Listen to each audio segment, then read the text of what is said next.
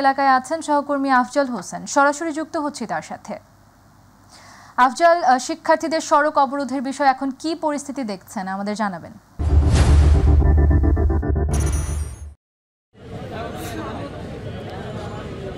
জি, যেমনটি বলছিলেন ২৬ জন শিক্ষার্থীকে বহিষ্কারাদেশের বিরুদ্ধে ইউনাইটেড ইন্টারন্যাশনাল ইউনিভার্সিটির শিক্ষার্থীরা নতুন বাজার ব্লকেট কর্মসূচি পালন করছে ভাটারা থানার সামনে।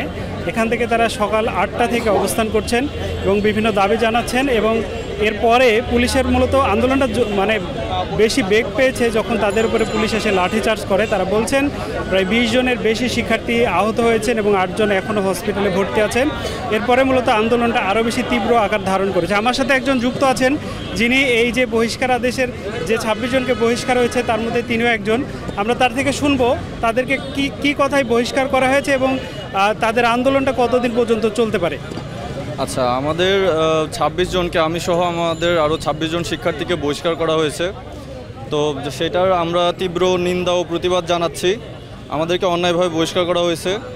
আর মূলত বহিষ্কার কেন করা হয়েছে এর স্পেসিফিক রিজন ইউনিভার্সিটি দেয় নাই যে আন্দোলন করার জন্য বা কিছুর জন্য আমাদেরকে বহিষ্কার করা হয়েছে কিনা, বরং তারা কিছুদিন আগে কয়েকজন শিক্ষার্থীকে আপিলের ভিত্তিতে ডেকে নিয়ে আসে এবং তাদেরকে জিজ্ঞাসাবাদ করে এবং ফেসবুকে সোশ্যাল মিডিয়াতে বিভিন্ন ভার্সিটিকে নিয়ে বিভিন্ন কথা বলা বা কমেন্ট করার জন্য তারা শিক্ষার্থীদেরকে বহিষ্কার করেছে বলে প্রাথমিকভাবে তারা জানিয়েছে।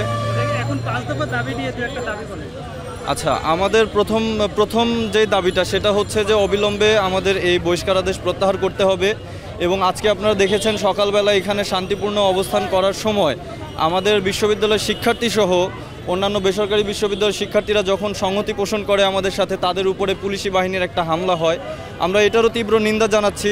একই সাথে বেসরকারি বিশ্ববিদ্যালয়ের শিক্ষার্থীদের, সকল বেসরকারি বিশ্ববিদ্যালয়ের শিক্ষার্থীদেরকে আমরা আহ্বান জানাচ্ছি সকলে একসাথে হয়ে যেন এই মুহূর্তে এই যে বর্বরচিত হামলা হলো আমাদের ইউআইয়ের শিক্ষার্থী এবং বেসরকারি বিশ্ববিদ্যালয়ের শিক্ষার্থীদের উপর হামলা হয়েছে, এই হামলার প্রতিবাদের জন্য আমরা এখানে কর্মসূচি ঘোষণা করব।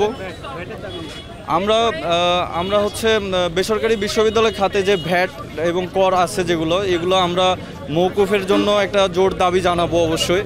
আমাদের এছাড়াও দেখা যাচ্ছে যে বেসরকারি বিশ্ববিদ্যালয় মঞ্জুরি কমিশন গঠন করা এখন শুধুমাত্র একটা সময়ের দাবি বললেই চলে।